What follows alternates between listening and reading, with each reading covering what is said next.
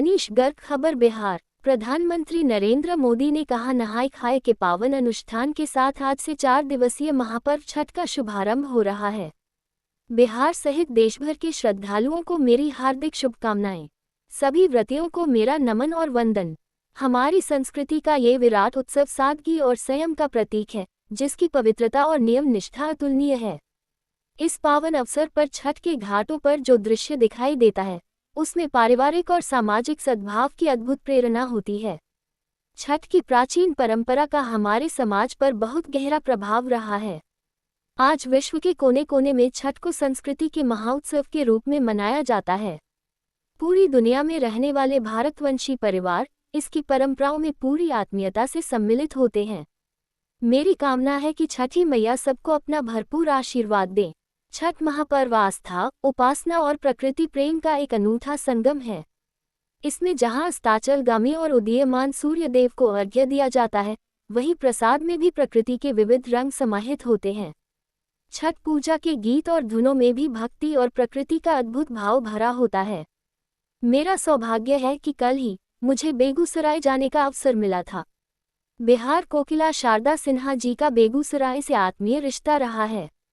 शारदा सिन्हा जी और बिहार के कई लोक कलाकारों ने अपने गीतों से छठ के उत्सव को एक अलग भाव से जोड़ा है।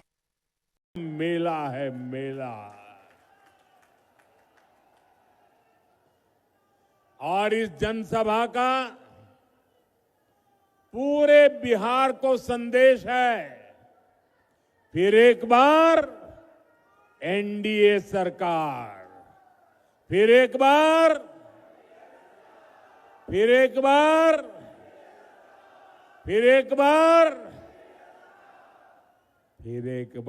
सुशासन की सरकार। साथियों, आपने हमेशा मोदी पर भरोसा किया है, नीतीश जी पर आशीर्वाद बरसाया है। एनडीए के लिए आपका यही प्यार, आपका अटल विश्वास अब विकास के नए दौर की तरफ ले जा रहा है। कोई कल्पना कर सकता है कि अभी दिवाली को गए 2 दिन हुए हैं और छठ मैया का बहुत बड़ा त्योहार कल शुरू हो रहा है, और इस बीच मैं लाखों माताओं बहनों को यहां देख रहा हूं। ये अपने आप में मेरे लिए तो एक बहुत बड़ा सुखद आश्चर्य है। मैं सोच नहीं सकता हूं कि बिहार हो, छठ मैया का पर्व कल हो, और आज हमें आशीर्वाद देने के लिए ये महिलाएं, माताएं, बहनें, बेटियां, जहां मेरी नजर जा रही है, माताएं, बहनें मैं देख रहा हूं। आप हमें आशीर्वाद देने आए हैं, ये हमारी बहुत बड़ी शक्ति है।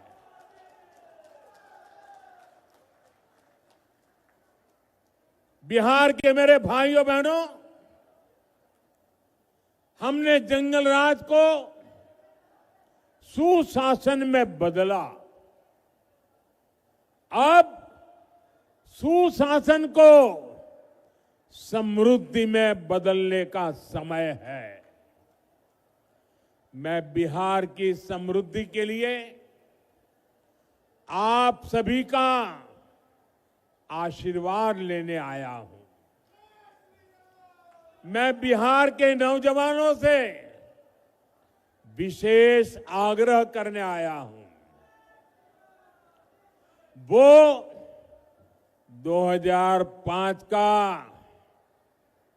अक्टूबर महीना ही था जब आपके माता पिता ने बिहार को जंगल राज से मुक्त किया था, सुशासन को चुना था। अब 2025 का ये अक्टूबर और नवंबर आपके लिए नए अवसर भी और एक बड़ी जिम्मेवारी लेकर आया है। आपको अपने और बिहार की आने वाली पीढ़ियों के लिए समृद्ध बिहार बनाना है। आपको अपने एक वोट की ताकत समझनी है। आपके एक वोट से ही बिहार की समृद्धि तय होगी। विकसित भारत बनाने का संकल्प मजबूत होगा। साथियों, जब से बिहार चुनाव की घोषणा हुई है, तब से हम एक चीज साफ साफ देख रहे हैं। एक तरफ एनडीए है, नीतीश जी, मांझी जी, उपेंद्र जी, चिराग पासवान जी, ये सूझबूझ से भरा हुआ नेतृत्व है। इसको भाजपा की हमारी टीम, दिलीप जी, सम्राट चौधरी जी, विजय सिन्हा जी से और मजबूती मिलती है। वहीं दूसरी तरफ लाठियां भाज रहा महागठबंधन है। ये लोग कैमरे पर आकर कुछ भी बोले, लेकिन पीठ पीछे एक दूसरे की खाल खींच रहे हैं। इस महागठबंधन में अटक दल है, लटक दल है, भटक दल है, झटक दल है और पटक दल है। आरजेडी बीते 2 दशक में कोई चुनाव नहीं जीती, लेकिन अपने अहंकार में अटकी हुई है। इसी अहंकार में इन्होंने जेएमएम को झटक दिया। कांग्रेस 35 साल से बिहार में आरजेडी की पिछलग्गू बनी हुई है। इस बार आरजेडी ने उसको फिर पटक दिया। इन लोगों ने वीआईपी को भी भटका दिया। जो लेफ्ट के दल है उनको लटका दिया। साथियों, जब स्वार्थ हावी होता है, लूट खसूट ही लक्ष्य होता है, तो वही होता है जो आरजेडी कांग्रेस वाले कर रहे हैं। ये लोग पहले टिकट बेचते हैं, फिर घोटाले करते हैं। आप देखिए तो सही, एक आरजेडी का परिवार है जो बिहार का सबसे भ्रष्ट परिवार है, और ज्यादातर लोग अदालत से जमानत पर निकल करके बाहर खड़े हैं।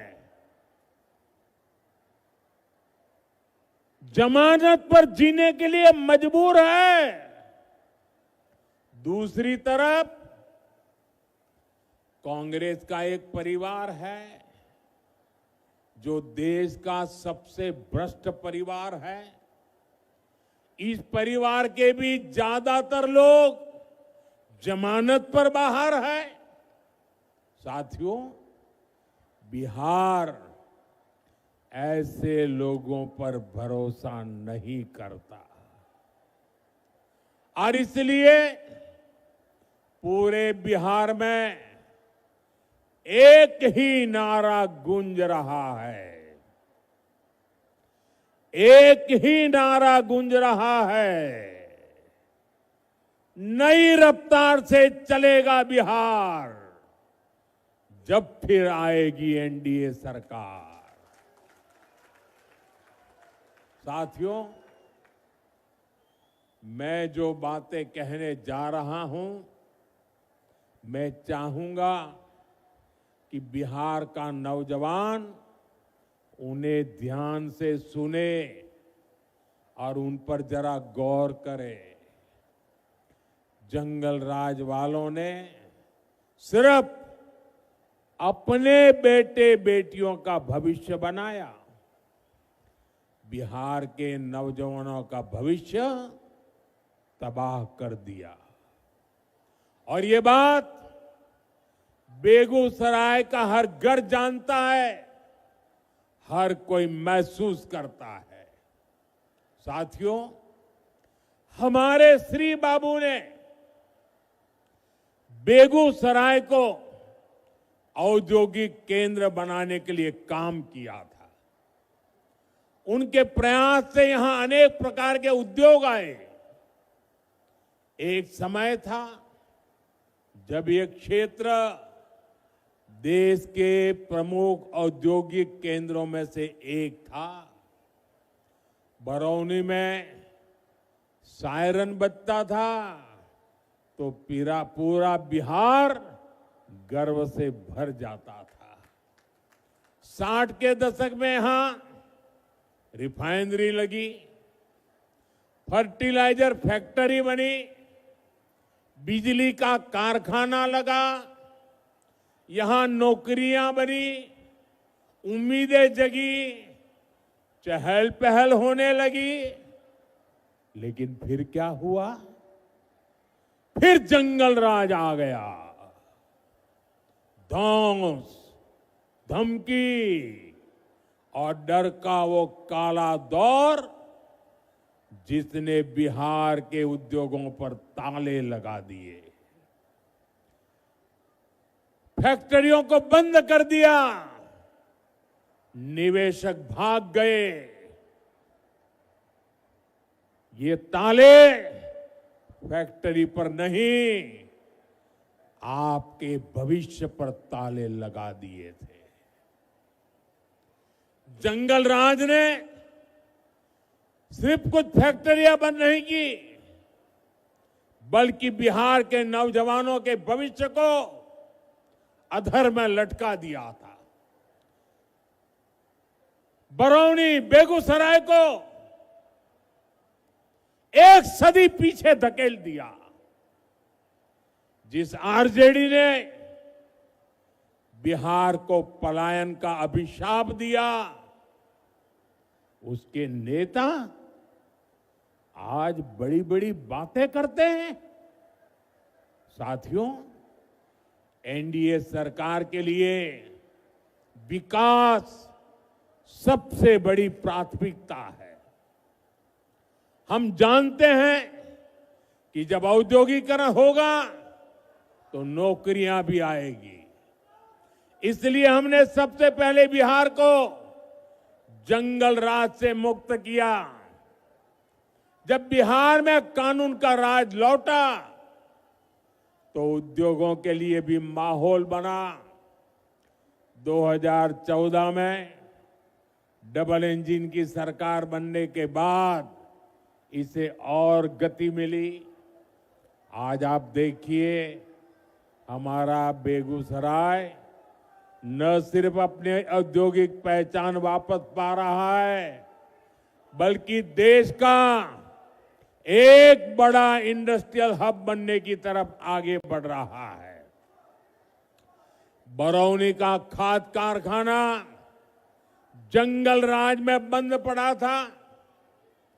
हमने ठाना कि इसको फिर से चलाना है और इसके लिए गैस की जरूरत थी। गैस बिहार में थी नहीं। गैस पहुंचाने के लिए हमने पीएम ऊर्जा गंगा योजना बनाई, हजारों करोड़ रुपए लगाए। पश्चिम बंगाल से बिहार के लिए गैस पाइपलाइन बिछाई, ताकि बिहार के नौजवानों को रोजगार मिले और किसानों को पर्याप्त खाद मिल सके। आज इससे हजारों परिवारों की रोजी रोटी चल रही है। साथ ही यहां हजारों बहनों की रसोई में पाइप से सस्ती गैस भी पहुंच रही है। साथियों, जंगल राज वालों ने बरौनी रिफाइनरी को भी अपने हाल पर छोड़ दिया था। हमने उसमें नया जीवन डाला, हजारों करोड़ का निवेश किया। अब यहां नया पेट्रोकेमिकल प्लांट बन रहा है। इससे यहां प्लास्टिक उद्योगों को बल मिलेगा, छोटे और लघु उद्योग लगेंगे, युवाओं के लिए हजारों नए रोजगार बनेंगे। बरौनी डेयरी के विस्तार से हमारे पशुपालकों और किसानों की कमाई बढ़ रही है। अब बेगूसराय एक टेक्सटाइल हब भी बनता जा रहा है। कई कंपनियां यहां कपड़ा बनाने की फैक्ट्रियां लगा रही है। बेगूसराय में एक के बाद एक मल्टी ब्रांड शोरूम खुलते जा रहे हैं। बड़ी बड़ी कंपनियां यहां आ रही है। बड़ी बड़ी गाड़ियों के शोरूम यहां खुल गए हैं। अच्छी बिजली सप्लाई ने यहां के उद्योगों को नई ताकत दे दी है। और इतना ही नहीं, मुझे कोई कह रहा था कि मिठाई की इतनी ज्यादा दुकानें खुल गई है कि पूछो मत। साथियों, नीतीश जी के नेतृत्व में बीते सालों में करीब 50 लाख रोजगार बिहार में बने हैं।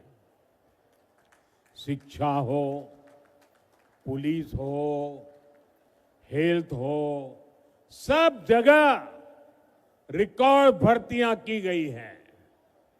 आने वाले 5 सालों में इससे भी अधिक रोजगार बने, ये संकल्प लेकर हम चल रहे हैं। हम बिहार के जिले जिले में मेडिकल कॉलेज बना रहे हैं। यहां बेगूसराय मेडिकल कॉलेज पर भी काम चल रहा है। गांव गांव आयुष्मान आरोग्य केंद्र बन रहे हैं। इससे doctor, nursing staff, paramedical staff, ऐसे अनेक रोजगार बनेंगे। साथियों, आपको याद रखना है, आरजेडी कांग्रेस का नाम सुनते ही ये निवेशक भाग जाते हैं।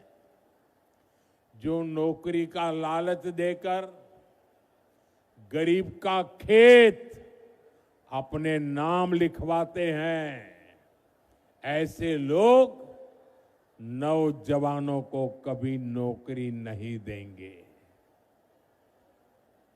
अच्छा साथियों, आप इतनी बड़ी तादाद में यहां हैं, आप मेरा एक काम करेंगे? सबके सब जरा बताओ, मेरा एक काम करेंगे? ऐसे नहीं, जोर से बताओ। तो एक काम करिए, आपके पास मोबाइल तो होगा ही होगा, जरा मोबाइल फोन बाहर निकालिए। जरा मोबाइल फोन बाहर निकाल करके जरा मोबाइल की लाइट जला दीजिए।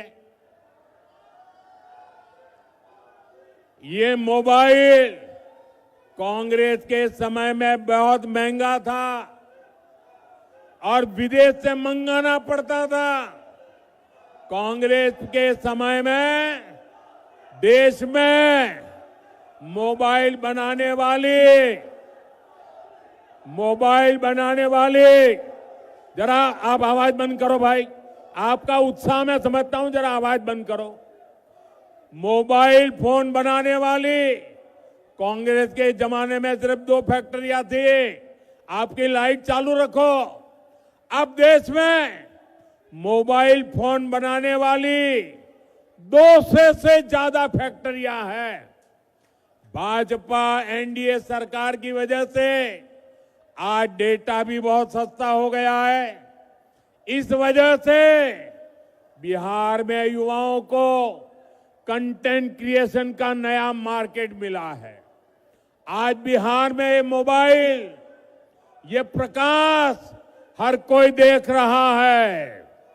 अब मैं आपसे पूछना चाहता हूं, आप मुझे बताइए साथियों, बिहार के लोगों के हाथ में जब इतनी रोशनी चमक रही है तो बिहार के लोगों को लालटेन की जरूरत है क्या?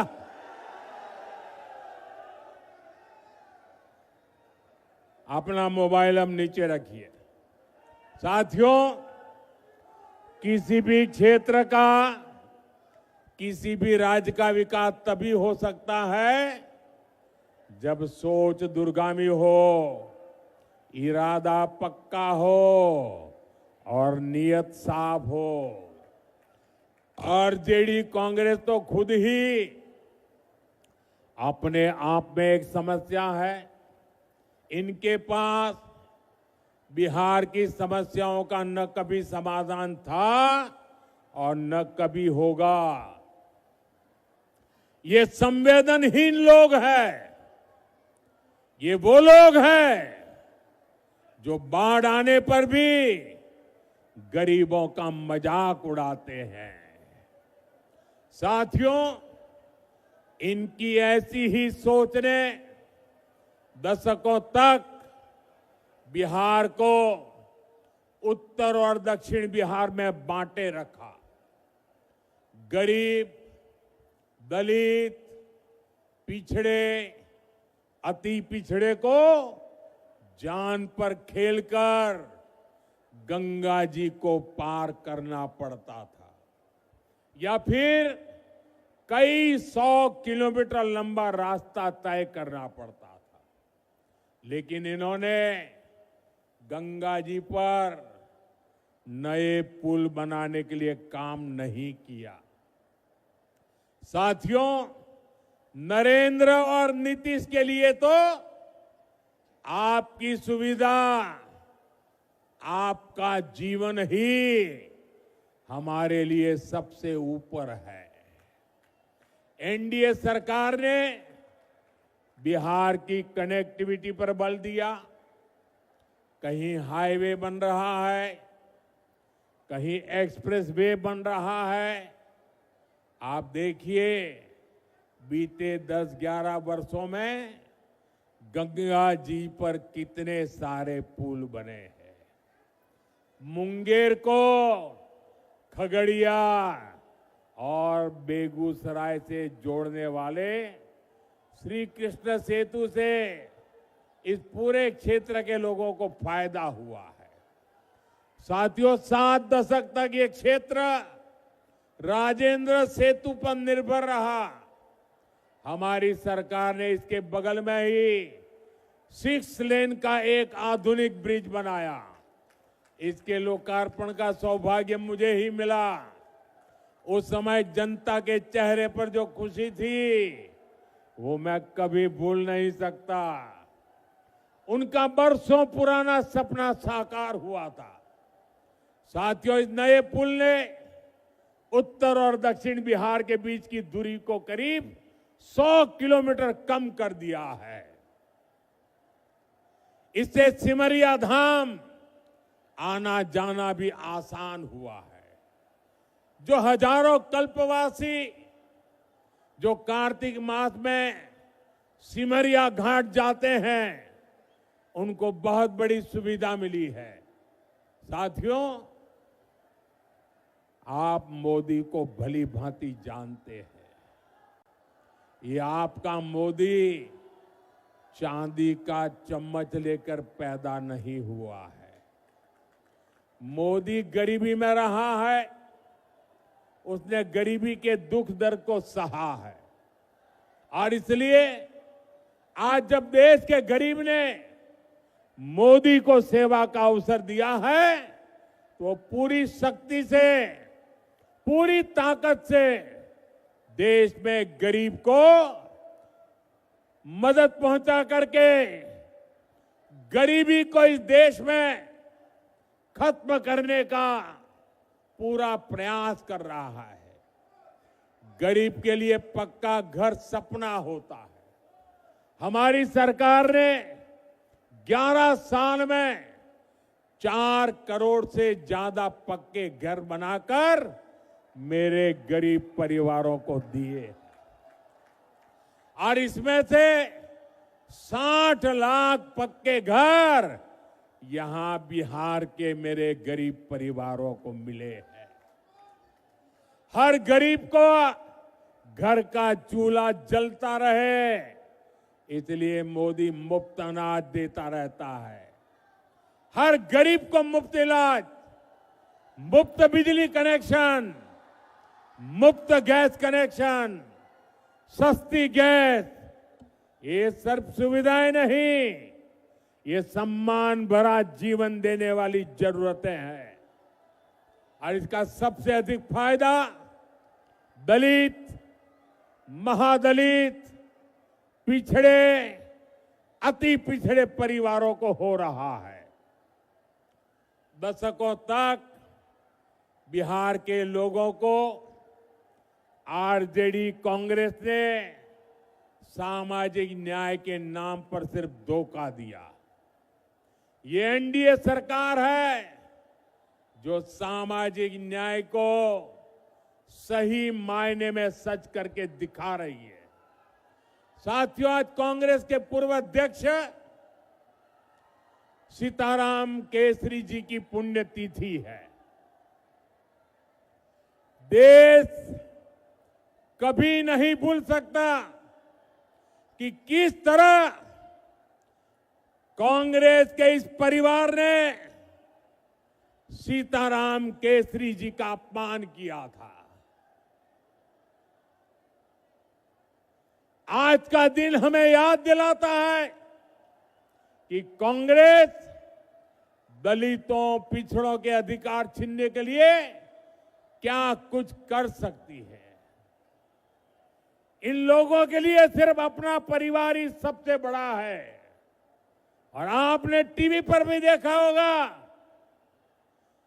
कांग्रेस पार्टी के अध्यक्ष थे सीताराम केसरी, हमारे बिहार का गर्व थे सीताराम केसरी।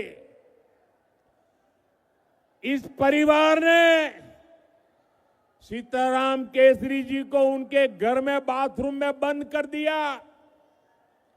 इतना ही नहीं, उनको उठा करके फुटपाथ पर फेंक दिया और सीताराम केसरी के पास जो कांग्रेस का अध्यक्ष पद था, इस परिवार ने उस अध्यक्ष पद की चोरी कर ली। साथियों, ये ऐसे लोग हैं जिनको आपके परिवार की कोई चिंता नहीं है। साथियों, बिहार की नारी शक्ति जंगल राज की सबसे बड़ी पीड़ित रही है। आज वे एनडीए के सुशासन में बड़ा काम और बड़ा नाम करने के लिए आगे आ रही है। बीते वर्षों में बिहार की बहनें आत्मनिर्भर हुई है। जीविका दीदी के रूप में गांवों में बहनें अपने पैरों पर खड़ी हुई है। मेरा लक्ष्य देश के गांवों में 3 करोड़ लखपति दीदी बनाने का है। इसमें बिहार की बहनें काफी शानदार काम कर रही है। साथियों, बिहार की एनडीए सरकार ने जो महिला रोजगार योजना शुरू की है, ये बहुत ही प्रशंसनीय काम हुआ है। 1 करोड़ 20 लाख से ज्यादा बहनों में से हर एक को रोजगार शुरू करने के लिए 10,000 रुपया देना बहुत बड़ा कदम है। बिहार की बहनें इसको खुले दिल से अपना भी रही है।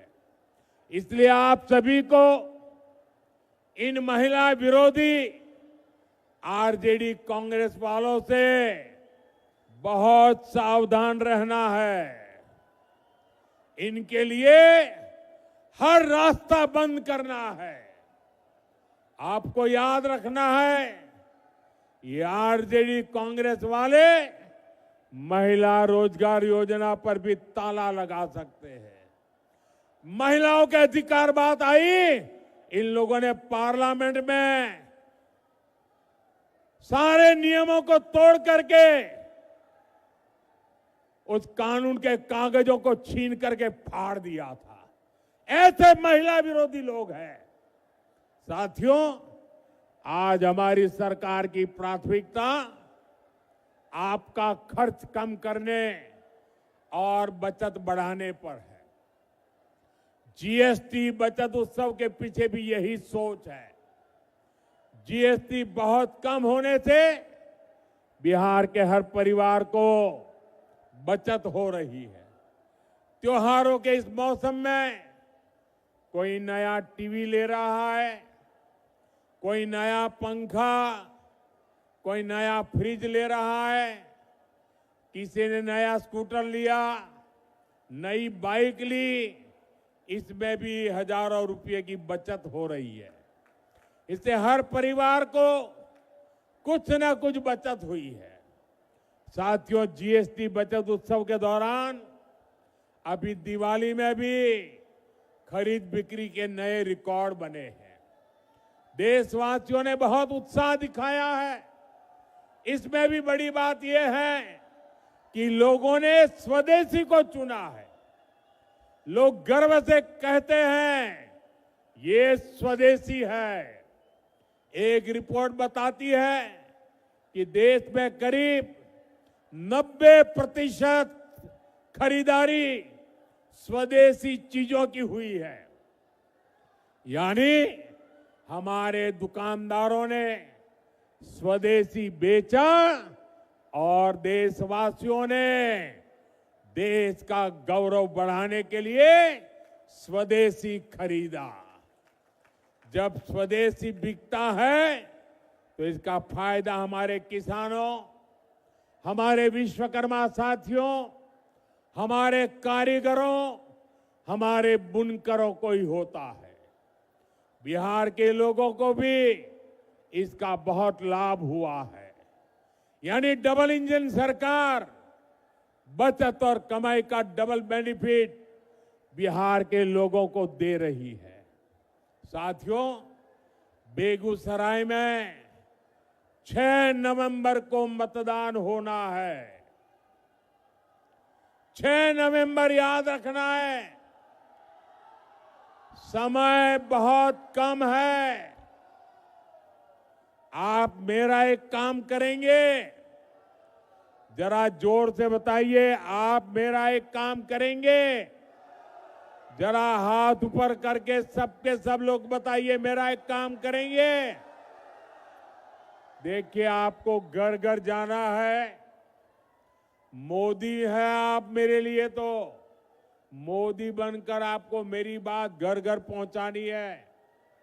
एनडीए ने बिहार को नक्सलवाद से, माओवादी आतंक से मुक्त किया है। आज बेखौफ होकर आप अपना काम कर सकते हैं। आप खुल करके वोट दे सकते हैं। बिहार के लोगों का एक वोट एक शांत, सुखी और समृद्ध बिहार का निर्माण करेगा। जंगल राज वालों को दूर रखेगा। इस बार बिहार में एनडीए की विजय का नया रिकॉर्ड बने, इस लक्ष्य को लेकर हमें आगे बढ़ना है। साथियों, मेरा एक आग्रह और है, आप जब घर घर जाएं तो हर परिवार में जाकर के बड़े बुजुर्गों को बताना कि अपने मोदी जी बेगूसराय आए थे और मोदी जी ने परिवार के सबको छठ महापर्व की शुभकामनाएं भेजी हैं। एक बार फिर इतनी विशाल संख्या में यहां आकर हमें आशीर्वाद देने के लिए मैं आपका बहुत बहुत आभारी हूं। मेरे साथ बोलिए भारत माता की, भारत माता की, भारत माता की। बहुत बहुत धन्यवाद।